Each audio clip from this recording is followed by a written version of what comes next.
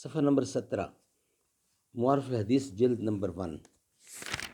مقدمہ، یعنی اس کا مقصد کیا ہے، مشن کیا ہے، سبجیکٹ کیا ہے اس کتاب لکھنے کا۔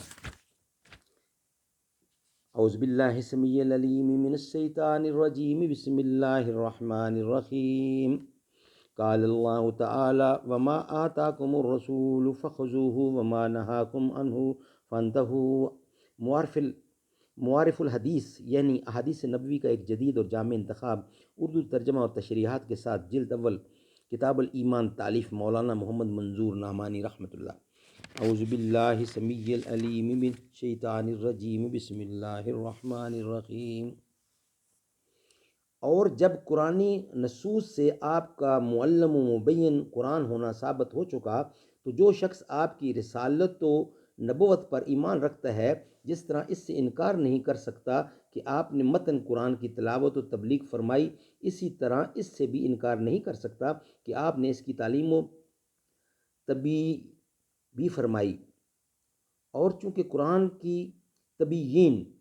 فرمائی، اور چونکہ قرآن کریم اللہ تعالیٰ کی آخری کتاب اور حضرت صلی اللہ علیہ وسلم اس کے آخری نبی ہیں، اور اب کوئی نئی کتاب اور کوئی دوسرا نبی آنے والا نہیں ہے، اس لیے آخری کتاب کا اس کے نزول کے وقت سے رہتی دنیا تک ہر دور میں محفوظ و باقی رہنا ضروری ہے۔ اور جب اس کی بقا ضروری ہے تو اس کو سمجھنے اور اس پر عمل کرنے کے لیے حضرت صلی اللہ علیہ وسلم کی قولی و عملی تشریحات و توضیحات کا بھی ہر دور میں منقول و متداول اور موجود رہنا ضروری ہے۔ اب تک ہم نے جو کچھ عرض کیا، اس کا خلاصہ یہ ہے کہ قرآنی نصوص کی روح سے رسول اللہ صلی اللہ علیہ وسلم قرآن کریم کے معلم اور شارع و مبین ہیں۔ نمبر 2، آپ نے جس طرح متن قرآن کی تبلیغ کی، اس طرح اس کی شرح و تبیین بھی فرمائی۔ نمبر 3، آپ کی تشریحات و بیان قرآن کا قرآن کے ساتھ ساتھ باقی رہنا ضروری ہے۔ اس کے آگے مجھے یہ عرض کرنا ہے کہ حضرت صلی اللہ علیہ وسلم نے قرآن کی تعلیم دو طرح دی ہے۔ آپ نے اپنے فعل و عمل سے بھی اس پر عمل کرنے کی صورت سکھائی اور اس کا مفہوم سمجھایا ہے، اور اس کی قولی تشریح بھی فرمائی ہے۔ عملی تشریح کی صورت یہ تھی کہ قرآن میں ایک حکم نازل ہوا، آپ نے اس حکم پر عمل کر کے لوگوں کو دکھا دیا، جس کی وجہ سے الفاظ قرآن کا مفہوم بھی متعین ہو گیا، اور جس بات کا حکم ہوا ہے اس کا عملی نقشہ بھی آنکھوں کے سامنے آ گیا۔ مثلا قرآن پاک میں اقامت صلاۃ کا تاکیدی حکم نازل ہوا، اور اس کے ارکان اور بعض اجزائے ترکیبی مثلا قیام، رکوع، سجود، قرات وغیرہ کا ذکر بھی قرآن میں کیا گیا، مگر ان اجزاء کو کسی خاص ترتیب کے ساتھ ادا کرنے کا بیان اور نماز کی پوری ترکیب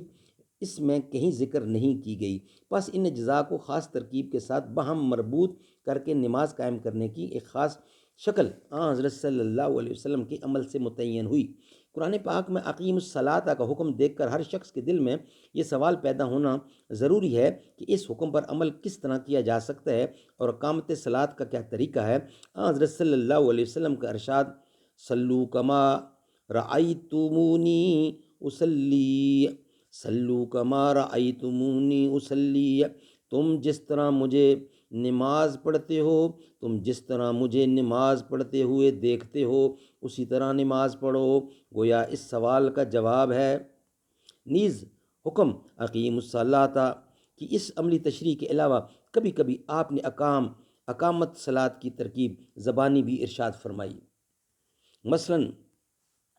اس طرح مثلا قرآن پاک میں حج کو فرض قرار دیا گیا، مگر حج کا طریقہ اور ترکیب اور اس کے ارکان مناسک نہیں بیان کیے گئے، تو حضرت صلی اللہ علیہ وسلم نے حج کر کے دکھلا دیا کہ اس طرح اس فریضہ کی بجا آوری ہونی چاہیے، اور اسی لیے کہ قرآن کی تشریح و تبیین صرف آپ ہی کے قول یا عمل سے ہو سکتی ہے۔ حجۃ الوداع کے موقع پر عرفات کے میدان میں جہاں سارے حجاج تھے، اعلان فرمایا، خذوا انی مناسککم لعلی لا اراکم بعد عامی ھذا، لوگو تم سب حج کے مناسک مجھ سے سیکھ لو، شاید اس سال کے بعد میں تم میں نہ دیکھوں۔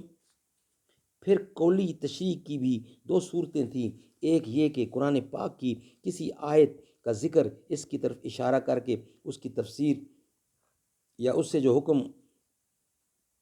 مستبد ہوتا ہے اس کو بیان فرماتے تھے، اور دوسری طرف یہ تھی کہ اپنے وہابی علم اور فہم مخصوص کی بنا پر جو انصبات و استفادہ آپ نے قرآن کریم سے کیا اس کو آیت کا حوالہ دے اور اس کی طرف اشارہ کیے بغیر بیان کر دیتے تھے۔ پہلی صورت کی کثیر و تعداد مثالوں میں سے صرف 3 مثالیں ملاحظہ فرمائیں۔ انشاءاللہ اس کا بقیہ حصہ نیکسٹ ویلاگ میں بیان کیا جائے گا۔ اللہ تعالی ہمیں اس پہ عمل کرنے کی توفیق عطا فرمائے۔